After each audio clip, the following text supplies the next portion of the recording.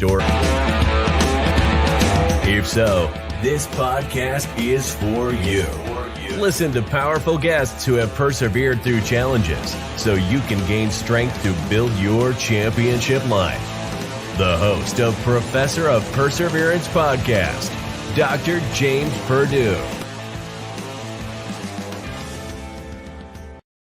Hey, come on in and welcome here again for the Professor of Perseverance podcast. I'm Dr. James Purdue, the Professor of Perseverance himself, and we got a show for you today. And before we get started, for the people, of course, when you get the podcast, you're not going to know this, but we did shut down for about 2 months because my mother got deathly sick and ill, 82 years old, and because of God and all your prayers and everything, she has thrived. She has thumped through this, and she is home and healthy and everything. 82 years old, and pneumonia just doesn't seem to go well. But thank you for all your prayers and our thoughts and getting her good through this. God is good and God is everything. And so we're thankful He's given us a little bit more time with her. So now, with that getting on, let's get to the main business here. Man, our topic is we're always talking about how we overcome adversities. Our guest today, he said after being abandoned at the age of 8 months of age, abandonment. Can you imagine that? He was sexually abused, walked in on his wife cheating. He landed in prison and eventually was walking the streets eating out of trash cans. He had enough of this anger, resentment, guilt, and fear in the inside to tear the world apart. That's how much anger he had. But he only stood it to understand that he was only tearing his world apart, not necessarily the whole world. He had books of excuses of why things shouldn't be going the way it was, that he was even into the blame game until 2010. He was actually staring at a rope in his garage, willing to give it all up then. Thankfully, he didn't, and thankfully he's on the show today. And he is a life artist, someone who believes that his mess can be turned into a powerful message for the world to see and for everyone to realize that in the artist world, you can use your experience to put a technicolor color rather than live in black and white. Welcome to the show. See how good I get this. What's up, Rodolfo De Angeli. James? Thank you so much, man. I honestly, I was looking around. Who is he talking about? Who is this guy talking about? You know what I mean? It's like I'm super honored to be here. I am glad to hear about your mom. I remember us exchanging messages and you mentioning about your mom, and I totally feel you. And I'm glad to hear she's great and in great spirit and healthy. And man, I'm honored to be here with you Well, I today. appreciate you. And I got about 23 podcasts this month because everybody was so thankful and blessed that they understood what's going on. And I asked them that I'm going to, shut down for 2 months to concentrate with her. And everybody signed up for May and June. And so we've got a lot of episodes to get out to everybody. And so it's a blessing in itself and everything. And again, appreciate that you being patient as well and help persevere through all this with us. Absolutely. Absolutely. I mean, what better teacher than our mothers, to show us the way and to show us resilience and to show us how they get back up, with in that age and frail and, hit by an illness and yet, that spirit, that warrior spirit that they grew up with, shows us yet again how it's done. So I hope everyone can say this. What I'm going to say here that my mother is the strongest woman that I know, and I hope everybody can say that about their own mother. If not, at least maybe their spouse, sister, somebody that they can really say that is the strongest person, the maybe not strongest person, but the strongest woman that I know. So. absolutely. All right. Absolutely. Well, again, appreciate you being on here. And man, I'm all about this. I'm sorry you were staring at the rope in the garage and contemplating the end of all, but I'm glad you was able to wake yourself up and not do that. And here you have a great message to share of other people that's been. I mean, I've attempted suicide 3 times in 3 days. That's how Yeah. bad I wanted out. And someone found me sucking in carbon monoxide out of my van and got me to the hospital. And I was in a hyperbaric chamber for 4 hours, forcing the oxygen into my body. I was in the hospital 7 weeks. So I hope no one ever gets that down and that I did. And thankfully, going through seeing psychologists and stuff that have realized that God still has a plan for me. He did take me 3 days and three times and 3 attempts in 3 days, and I'm still here. So apparently I haven't fulfilled my purpose yet. And so I'm hoping that what we're doing here with this podcast is part of the purpose. So Absolutely. I call that now, well, not at the time, but now I call it success tax. It's success tax is that nothing comes for free, right, James? Nothing comes for free. Yes. For you to be here today and inspiring your audience, inspiring people from all around the world, you had to go through something, right? You had to go through a place where you're not, it's so easy. Everybody wants to read books and tell you a story that is written in a book. You can't teach this. You can't inspire from a book. You have to experience that, even though it's a tragedy what a lot of people like yourself, like myself, like many others go through. Yet those people who then get back up and find that strength, find that purpose, find that guidance, find the help, those people are impacting the world in an incredible way today, which I believe the world is so much in need of inspiration and guidance and leadership and inner strength and faith and trust. So I agree with you 1,000%. There's a bunch of junk out there that people are paying too much attention to, instead of something that's going to get them fired up and inspired, motivated to keep going in life. So, all right, so let's go ahead and get started. You jump in where you think we should be, and I'll sit back and listen, and we'll come up with a few questions. Well, I'm going to go quickly through this story. Yet, you really explained a lot through the intro, which was amazing. My story literally started at 8 months old. I was given away by my parents, which created a story that I told myself for all of my life. But nonetheless, they gave me 2 foster parents. I had 3 foster parents from age 8 months old until 11 years old. At 11, I was reunited with my family. My family wanted me back home. So I came home and I didn't know who they were, right? I grew up with 3 different families, trying to adapt with 3 different parents, 3 different set of, kids that were in the homes, and me trying to fit in everywhere. And I didn't know who I was. And I know that, I always try to get myself to be loved, right? That was my purpose. How do I get myself to be loved and not to be given away yet again, right? So I'm in this family with other kids, and I become, everything was yes. Do you want to do this? Yes, yes, yes. So I became a people pleaser from a very young age. So much so that when I came home, or when I sporadically would see my parents, they would always bring me a gift. They would always bring a gift. And what that did to me, I thought that to get love, you got to have a gift, right? And so in my younger years, until in my 40s, I used to bring gifts to get love. So not only did I people please everybody, but I was buying everybody, because I believed, okay, well, if I give you this, then you're gonna give me in return. You're gonna perhaps love me. But that obviously didn't go well. And when I went home when I was 11, I didn't know what my parents were. I didn't have a father figure. My father was, he was a good man and everything like that, but he wasn't present. I didn't see him. I would love to have seen him, as someone who would have guided me, but the expectations that he had for me, even though we didn't even know each other nearly, were tremendous. So much so that instead of actually trying to fulfill those expectations that I felt at the time I couldn't, I just did the complete opposite. And so instead of getting the love that I craved from him, at least I get some connection. The connection came in the way of arguing and, sometimes violence and so on and so forth. So for me, the understanding of the world was very skewed, because nothing was making sense, and yet I didn't know how to function. Eventually, I grew older and I moved out from home, and I met this woman, and eventually we got married.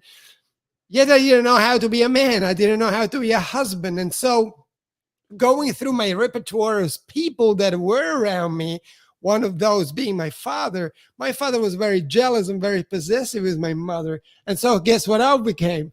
Well, if he's like that, probably I got to be that too. Maybe that's going to connect us. You know what I mean? Mm-hmm. So there was a way for me that, well, if I do that, he's going to see me finally. And perhaps because we have something in common, we're going to be getting along. Yet it didn't work because I awakened within him the understanding of what he was doing, which he didn't like. And obviously I lost my marriage due to that in very, very, very quickly. From there. Now with your dad, let me ask this question with your dad. Was he not present because he was working all the time and he felt that his job was to bring the money home to pay the bills and put food on the table, and that was his presence. That's what he felt. Is Absolutely. that what it was? Okay. Absolutely. Okay. Yeah. Absolutely. For him, I mean, look, my father was a good dad. He was a good father, was a good man. He was very honest. Yes, he had some issues with jealousy and possessiveness and all that kind of stuff, which I never really, agreed upon. And it was, it was a very toxic thing. But other than that, he was a good man, right? Mm-hmm. But they left, I grew up in Switzerland. I'm Italian. But I grew up in Switzerland because my parents migrated after the war to Switzerland to make a bunch of money. In Switzerland there was work, and so they devoted themselves in so much work that they were barely home. They were barely present, and obviously that was the reason why I was given away. They didn't give me away because they didn't love me. They gave me away because they had a bigger picture. They thought, well, if we do that and we get ourselves to do some work and make some money, we could buy ourselves a home. So they, they had a good picture. But for me, obviously, you can imagine, I'm a little boy. It felt like they didn't love me. And so I kept that story, which is something that most people do, right? They get a story from little or from some time that something tragic happened. And then they rehearse that story over and over and over and over, and it impacts their life, which definitely did with me too, right? Yes. I went through sexual abuse when I was younger as well. I was 11. My cousin abused of me, and that was another thing that I was carrying with me. I always thought, well, how can I be a man if I can't even defend myself, right? Mm-hmm. Eventually, through my journey of healing and all of that, I realized where I was responsible and where I wasn't responsible in my life. And I understood that at 11 years old, there's nothing I could have done. I didn't stand a chance. It's more of surviving than trying to, because you get into an altercation and you're the weaker one, that's not going to be good. Absolutely. So it's more surviving at that time. Yes. Absolutely. Absolutely. And so, life goes on. I became a very, how should I say, more aggressive, in my mid-20s until 30s, very aggressive, very much out there, very much involved with crazy stuff, which eventually got me into prison. And it came to a time for me where I said, okay, well, I got to make a change here. I got to do something. I can't keep going like that. And so I put some money together, and I decided, where could I go the furthest from here? And on the little world map, I found that the opposite side was Australia, right? I mean, the furthest away. Let me go on the other side of the globe. I'm going to start all over again. I'm going to leave everything behind, and I'm going to go, which I did. And I did, and it was amazing. James, it was the first year I was in Australia was incredible. It was like living the dream. I didn't have anxiety anymore. I didn't feel like nobody was chasing me anymore. There was nobody I needed to worry about. I could just live my life, right? Yeah, you're leaving the old baggage behind. And Beautiful. Like you said, starting it all over. Oh, and I remember I was living in a home where the backyard of the home was was looking onto a golf course, and it was exactly on the green of this goal of one of the holes, right? I think it was hole number 5. I think it was Mm-hmm. 1, 2, 4, right? So anyway, 11 o'clock at night. It's a beautiful summer night, and I thought, you know what? I'm gonna go outside, and I walk out of my backyard and walk onto this green, and I go exactly where the hole is, and there's a flag, and there is beautiful moon. Everything was perfect, and I lay down on the grass. My head is hitting the flag, and I'm looking up, and there is the flag above me. There's the moon above me. It's a beautiful summer night. I'm like, God, I finally made it. I got away from everything. I finally made it. And that's about a year, just a little short of a year of being in Australia. And all of a sudden, James, you know how it is when you go to a restaurant, you have a meal, you have a beautiful meal with your wife, friends, and everything, and you're done. Everybody has eaten and drink, and they had dessert and good chat and everything. And what happened at the end? We get the check, right? And here's the check, and I got to pay up. That's exactly what happened to me about a year after I left Europe. I got the bill, and the bill said, pay up. Pay up. I thought I left everything behind. I thought I'm on the other side of the world, nothing going to happen to me. And then life came and said, you pay up. Nothing comes for free. You got to pay all of the things from the past that you ain't going to go away. And eventually I read a book by Seneca on the shortness of life. And one of the parts in that book says, no matter under what sky you travel to, you always travel with yourself. And I wish I would read that book way earlier. But that happened for the next 10 years of my life. I went through absolute hell. What I went through in Europe was nothing. It was like a walk in the park of what I went through my first 7, 8, 9 years in Australia. Because everything just came to me. And to the point where in 2010, I was in my garage after having contemplated a few times. There's my rope, and I'm ready to go. And that was the moment I realized, well, hang on a second. There's something not right here. Because at the moment I got up, I was sitting on the floor, looking at the rope, waiting for the best time to jump off that stool and everything that I had set up. And the moment I got up to go there, I turned around, and behind me there was a window. And the window was looking into the back of my house, which was the lounge room. And my wife was watching TV. And at the moment I'm kind of doing this internal farewell, she burst out in this incredible laughter, this in like an hysterical laughter. She was watching some TV and whatever. And, you know, she laughed very, very hysterically.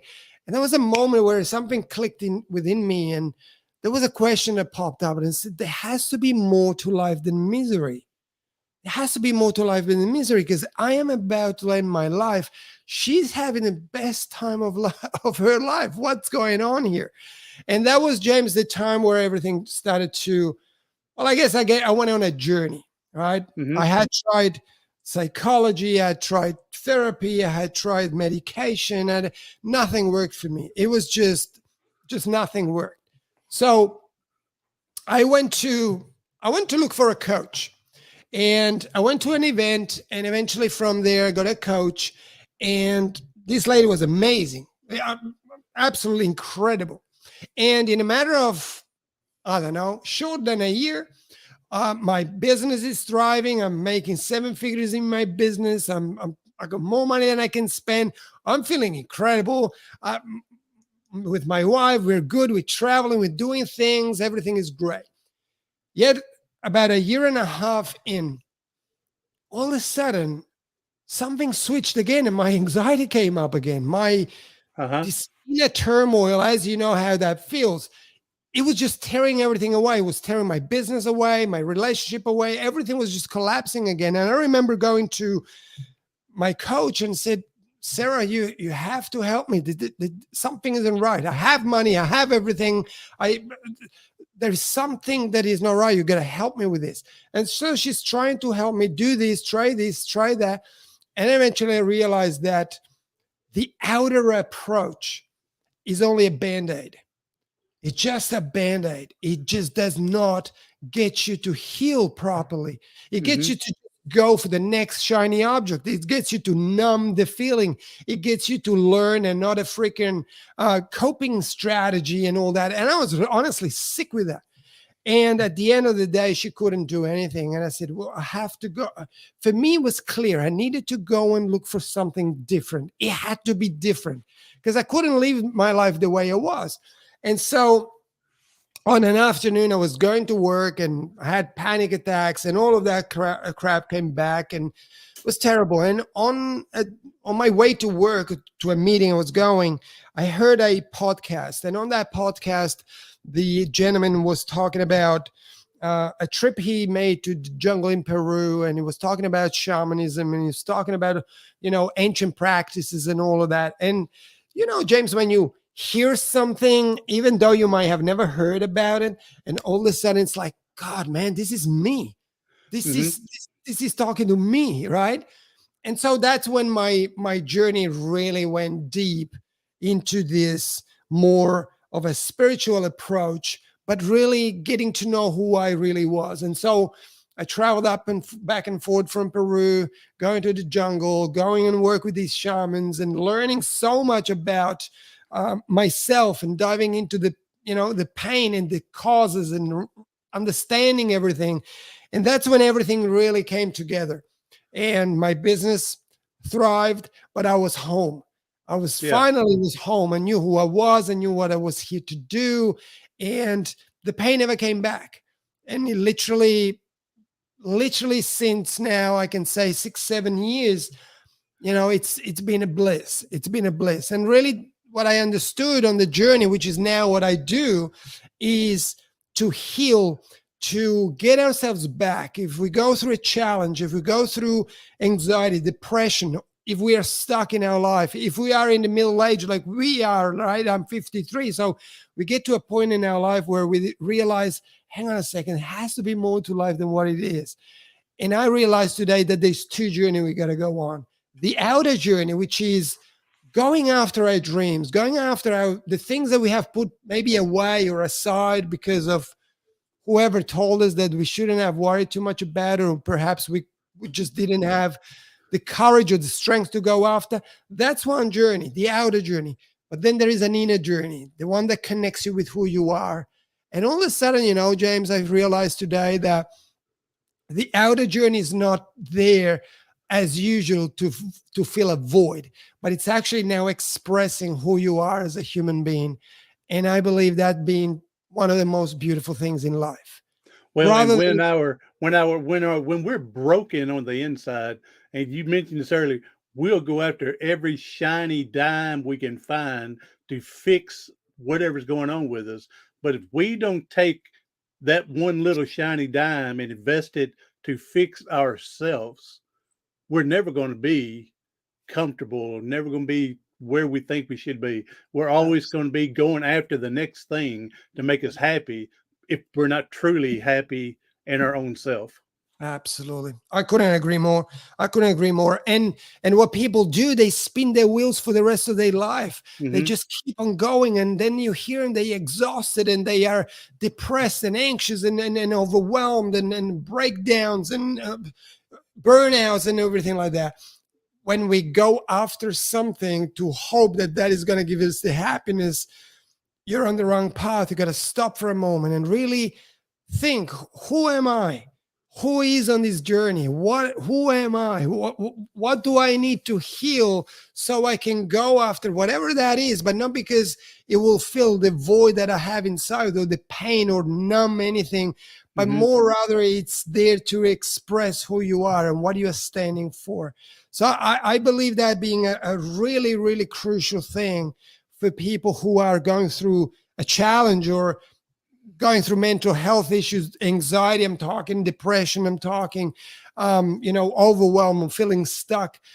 Don't fixate on that shiny thing and thinking, well, if I got that, I'm gonna be happy, because it ain't gonna happen. I tried it. I'm sure I tried it. I'm sure it'll bring short-term happiness. It'll be short-term happiness until the next shiny object shows up. Absolutely. Okay. And then again, until you really fix the inner you, to find that peace, Yeah, you'll keep chasing uh, the wrong thing. You know, 100%. once you discover who your truly meaningful purpose is, then you know what to go after and what shiny dime to go get and leave the others behind, and make life better for yourself. And I'm one of them believe that we should serve as many people as we can. We can't help everybody, but there's some things that we can do. You know, we can't do everything every time, because then we'll Absolutely. burn ourselves out so fast. Then we're not Absolutely. helping nobody. Okay, I for example, I tell people I can't mow my neighbor's yard, but because I'm in a wheelchair, but I could find someone that would mow it for them if they Right. really need it. You know, so yeah, there's plenty of things we can do that doesn't cost us a lick to help out the next person. 100%, 100%. And helping is such a beautiful thing and an honorable thing. Yet sometimes we overdo it and we want to, Yep. overhelp and give everything, where we take away the lesson of the person. But also sometimes I have, what I have, I guess, discovered or learned along the way. Sometimes we want to help someone else just because there's so much going on within us and we just don't want to see that, and we don't want to look that, and we don't want to address that. So we rather see someone else's pain, and we want to focus on them. It's Hmm. like a safety raft. We get with a jump off in our life. I can't be stuffed with this thing because it's way overwhelming. So let me be the good person and let me go and help the world, right? Yeah. And you're always laughing and smiling and giving everybody, some tips and whatever. And as soon as the light goes off and nobody's there, you're left with your own crap again. And then you feel Exactly. like, man, what's Yeah, going on, right? exactly. Yeah. Exactly. So Yeah. be You've mindful of definitely got to fix your inner self before you can truly help the next person. Not to say 100%. you can't help them, and that may help build you to get there. Maybe it could, but again, until you solely fix yourself, you're not going to experience the whole life what's given to you. Absolutely, absolutely. And the fixing part, I'm not sure if I usually feel that we are not broken, so we don't need to be fixed. But you know, I feel that oftentimes when we are in pain, we try to push away that pain, or we think, all right, let me heal this and let me just push away this stuff, the things that my Hmm. past, let me just reject it, this was a bad part of my life, so let me just get rid of this, and so on and so forth. And I find that to be a big mistake, because that is a part of you. And if we push away a part of ourselves, there will be a void within ourselves. Rather than pushing, embrace every single part of ourselves, the shadows and the light. And that's where the life artist terminology came into Hmm. my own life. The life artist is the one that uses everything that has given to him by life, the good, the bads, the challenges, the straightforwards, and all of that, and uses everything and creates this masterpiece that represents its life. I always say, give pain so much love to turn it into happiness. Because if we try Okay. to push that away, we push away a part of ourselves. And then oftentimes we get lost on our journey even to heal, because parts of ourselves are missing. So we rather bring them all in, give them love, try to understand them. And that's why also I always say you need to grow before you can heal. Hmm. Oftentimes people try to heal and then grow. Why I say it the other way around is, if there is pain, oftentimes we don't understand the story for what it is. We believe we know what the story is, but the story was created in a moment where we needed to cope and we needed to create a way for ourselves to get through the moment. Oftentimes the story is not real. Matter of fact is, I used to tell myself my parents gave me away because they didn't love me. And so I kept that story within me. And when I would talk to people, yeah, I can't do this because my parents, I can't do this because my cousin can't do this, and all these excuses, where in reality, they did not give me away because they didn't love me. They gave me away because they were poor. And so when I was born, and trust me, I don't condone what they did, Mm-hmm. but I understand why they did it today, because they wanted to create a life that they never had for their own kids. And so they, you know, chosen to give me to a good family to look after me while they had 2-3 shifts a day so they can accumulate the money. Was the right decision? I don't think it was, but it is what it is. It's not, I am in no position to Yeah. judge.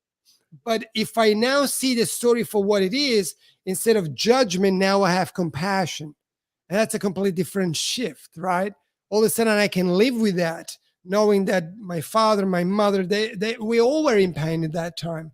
And so rather than judging them, I want to understand them and be compassionate and just carry on. And that is very important in my eyes, to be able to Mm-hmm. heal, you Yeah. know, to change that story, to find what that story really is about. And I find that comes only when you grow as a person and you really, you know, dive within yourself and get to understand, who am I really, you know, when nobody's watching, not when Um, people are liking and all that, right? yeah. Not giving them the shiny dime to help them like you and love you. So, hey, Right. I like what you're talking about here, that, for us to grow, it's not pushing out the pain, but what did we learn from it? We don't have to love what we go through. We don't have to like it. Okay.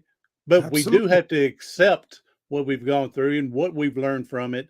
I believe sometimes we go through something, it's to teach us, to learn, to reteach us how strong we really are, because we Absolutely. forget so fast. Okay. Mm, And we want to do the old poor, pitiful me thing. mm. But once we look back and see what we went through, how far we've come and grown in life, then we can be ready for the next challenge, tragedy that comes along later, because life is life and it's going to come back again to kick you in the teeth as often as possible. Especially, my friend, if you are stepping onto a role, a leading role, or a role like yourself, right, with your podcast, and I'm sure you're helping and supporting people in other ways as well. That's why I call it success tax. You know, there is a thing you got to go through, and trust me, by God, I don't want anybody to suffer. Yet when you listen to the stories of people like yourself, like myself, like many out there who have gone through the tribulations, the challenges, the adversities, and you hear them speak today, you hear them teach, or you hear them inspire people today. Again, like I said before, it does not come from a book. It comes from having lived, and it's Mm-hmm. on every ounce of your skin and on your soul. You went through that. And when someone talks to you, I feel like it's a language. Anxiety is a language. Depression, feeling lost and stuck and abandoned and lonely and all of that, I feel those being languages. And you can only learn those languages when you went through yourself. And all of a sudden, one day, someone will come across and will come and speak with you. And all of a sudden, by the wording and the cadence and the way they formulate sentences, you recognize that language because you had that yourself. Mm-hmm. And I believe God or spirit or whatever anyone believes in gives you things like that, lessons like that for you to then carry on and hopefully do something with all the lessons you have been entrusted. So, you know, it's bittersweet. Sometimes you got to go through some trials and tribulations and things that are definitely not beautiful and not, you know, fun at all. Yet when we are today here, you and I talking, you know, I'm in Melbourne, Australia. It's 11:40 p.m. You know, you are in the East Coast, I believe, and we are two men talking Yeah, it's about. about 8:40 in the morning here. Yeah, see, so isn't it amazing? If we would not have gone through what we went through, we would never speak. Oh, exactly. And Right? I'm loving the podcast that I get to. I tell it, if nothing else, your story today has motivated me for my next podcast coming across here. And just in a short 2 hours, I'll have another one. But you've given me enough here that I can hang on to, man. I mean, y'all story just fires me up. yours and everybody else's. Hey, you mentioned about success tax from going through everything. We've got a financial guru here where we live, and he tells people that we have to pay stupid tax. And where we've done stupid stuff out there that, of course, he's talking financially, that costs you money. Now you learn from it, don't do it again. And so, That's right. but he calls it stupid tax. But yeah, Yeah, so it's absolutely nothing comes for free, right? that's right. Everything is out there for a reason. And yeah, and to reach and grab it, it's going to cost you something, whether it's in the good or the bad. Yeah, So it's going to absolutely. cost you something. So, Yeah, it's man, up I to you what you appreciate you. do, right? Hey, I appreciate that you hanging out late with us Oh and man, in Australia and everything. So I would like to visit there one day. I don't know if I ever oh get dude, there, but I would love to visit. You're. I've had other people from your part of the world on my podcast, and nice so one. yeah. That's I love you. One time I was going. I said somebody shrimp on the Barbie, and they laughed at me and said, "We don't really say that. We don't really say that." It was in one of the movies a long time ago, Crocodile Dundee or something. So they go, "Yeah, we don't say that." That's what he I told me. still struggle with this slang myself. Again, I'm from Italy, so I'm a foreigner here, Yeah. and so sometimes when they talk, I'm like, huh, what did they? What? I don't get it, right? And Yeah. yeah, it's definitely it's a beautiful country. I mean, it gave me a second and a third chance, and I mean, Mm. we are thinking of going back home. We are thinking, like I said before, of air. In 2 weeks, we're going back to Europe. We're gonna go and visit mom and stay there for two, Hmm. 3 months, and then we will decide if there is a change for us. For it's time for a change, and perhaps we will leave Australia for Europe and being able to be closer to the US and time zones and all that kind of stuff. Yeah. It will allow me to reach more people as well, and I think also like you just went through with your mom and my mom, through what is happening or what happened in the last couple of years, Oh she yeah. had a Yeah. big hit. She's been alone for most of those years, and so I think the next stage is spend some time with mom and have some good years. And I only reconnected with my mom 2015. So what's that? 7 years ago. Yeah. Um, I had to make the call and reconnect with my mom. That was a That's another story. That's another podcast in itself. oh Reconnecting, yeah, oh yeah. reconnecting like that. Yeah. Mm. That I could see where that could be troublesome, rewarding, It was again, amazing. fearful. Yeah, I could see it being all of it bunched into a bag there. Yeah. So Yeah, hey, it well, I'm was an glad. amazing thing. Yeah, well, I'm glad that you just stared at the end of the rope. You didn't actually participate, and I'm glad your wife at the time was laughing so hard that you was wondering what's Oh going on man. here to Oh, distract you from that event. And so, I mean, again, um, God put little small miracles in our head every day. We just have to recognize it, amen. and sometimes we don't recognize them. So, Mm, but I'm glad that he had her laughing at during that moment to distract you from what you were contemplating. And I'm absolutely. glad we got to meet and everything. So, hey, go ahead and tell people how they can get hold of you, social media, your websites, anything like that, and Yeah, maybe if you're into coaching, how they can get a hold of you. yeah. So they can reach me on Instagram, Rodolfo De Angeli. They reach me on Facebook, Rodolfo De Angeli, as well, or in my group, which is Life Artist Mastery. They can reach me on, actually, if they go on to mygratitudejournal.me, they're going to get a beautiful gratitude journal for free from me, which is actually amazing. Thousands of copies have been gone around the world, and it's super simple yet very powerful and helps people who sometimes feel there's nothing to be grateful for. It actually gives you over 100 tips onto how to find gratitude every single day. So go and get that mygratitudejournal.me. If you want to know a little bit more about what I do and my approach is now, I am one of Tony Robbins's leadership coaches, and also I integrate shamanism or the ancient practices of spirituality within my work. And if you go to lifeartistmastery.com, you realize you can see a little bit of what I do and so on and so forth. That's pretty much where I'm at in on the online space. Yeah, awesome. Tony Robbins, can't go wrong with him, that's for sure. So, Yeah, yeah, and we'll get these links and we'll put into the show notes to make it easier for people to click on and just go straight to it. So absolutely. from there, all Appreciate right. that. No, I appreciate you sharing your time with us. And so, all right. So if you don't mind, we know that there's people hurting and struggling, and if you can leave us with one powerful message that could help them get through today, man, you're going to leave us with a blessing. Absolutely, absolutely. Listen, I think there's a beautiful question you can ask yourself. If, we all go through struggles, we all go through moments in life where we don't know anymore what to do or how do we get out of here. But I learned to ask myself a lesson every time I find myself in a space where I don't know any further. And I ask myself this: how is this perfect for me right now? How is this perfect for me right now? There is something within what we go through that is perfect, that is there to help us to step up. It's there to help us to reignite that inner fire and to look past the story that we tell ourselves onto why things are happening to us and so on. What if it was happening for us? What if it was happening for us? And what if instead of I have to do this and I have to do that, and it's so overwhelming.